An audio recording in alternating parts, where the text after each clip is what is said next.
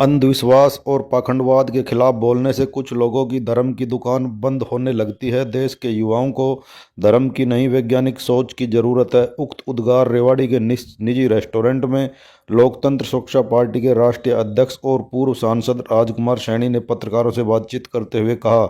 उन्होंने कहा कि कुछ लोग यूजीसी का विरोध कर रहे हैं, जबकि देश का बहुजन 85% इसका समर्थन में खड़ा हो गया है।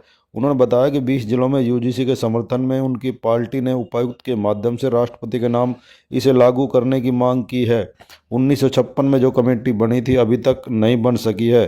बड़े बड़े शिक्षण संस्थानों में एससी ओबीसी के साथ भेदभाव होता है। उन्होंने कमेटी बनाने पर सरकार का भी समर्थन किया है और कहा है कि इसका आभार व्यक्त करते हैं। देश के युवाओं को भ्रमित करने के लिए हिंदू सम्मेलन किए जा रहे हैं, जिससे एससी ओबीसी के लोगों का ध्यान यूजीसी से हटाया जा सके। राजकुमार सैनी ने कहा कि रेवाड़ी में जिला उपायुक्त के माध्यम से यूजीसी के समर्थन में ज्ञापन सौंपा जाएगा।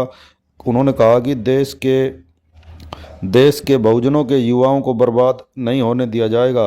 उन्होंने कहा कि देश में यूनिवर्सिटियों, मीडिया और न्यायपालिका और उद्योगों में दलित पिछड़ों की भागीदारी न होने से राजनीतिक और आर्थिक असमानता बढ़ गई है। उन्होंने कहा, कलम किताब से दूर करके धर्म की अफीम चटाई जा रही है। हर दिन शुभ होता है। वे किसी जाति धर्म के खिलाफ नहीं है, पाखंडवाद और अंधविश्वास के खिलाफ लड़ते रहेंगे। आपको मालूम है ये कल 20 तारीख है, परसों 20 तारीख है। मेरे पास कम से कम भी 10-15 कार्ड हैं और उन 10-15 कार्डों को ध्यान में रखते हुए मैं ये सोचता हूँ कि जो लोग पैसे लेकर के साहे साधते हैं, क्या उन साहों के बाद उन शादियों में कोई मतलब या ना भेदभाव या कोई किसी तरह की प्रताड़ना नहीं होती या कोई मतलब या नाप्रिय घटनाएं नहीं घटती? अगर सरदारों को देखें तो सरदारों की शादियां हमारे से ज्यादा कामयाब क्यों है? वो अपना समय देख करके अपने निजी लोगों के बीच में शादी करके मतलब उस वक्त शादी करते हैं जब कोई ना कर रहा हो। वो ज्यादा कामयाबी हमारे से आगे ले भी रहे हैं और हमारे लोगों को मनुवादी व्यवस्था के लोगों ने मूर्ख बना रखा है। अगर इस देश में सूरज को जो 109 पृथ्वी जितना बड़ा उसे कोई बंदर खा सकता है, कान में बच्चे पैदा हो सकते हैं, मुंह से मनुवादी ब्राह्मण पैदा हो सकता है, पैरों से शूद्र पैदा हो सकता है, कान में बच्चे पैदा हो सकते हैं, हाथी और जीव जंतु भी बोलिया कराते, समुद्र भी बोल रहा था। जब ये चीजें हमारे लोगों को सिखाई जाएंगी, इस देश का साइंटिफिक टेम्परामेंट खत्म करके इस देश को भिखारी बनाया जा रहा है, तो मैं ये बात जरूर कहूंगा कि मुझे उस ट्रोल होने से कोई दिक्कत नहीं है।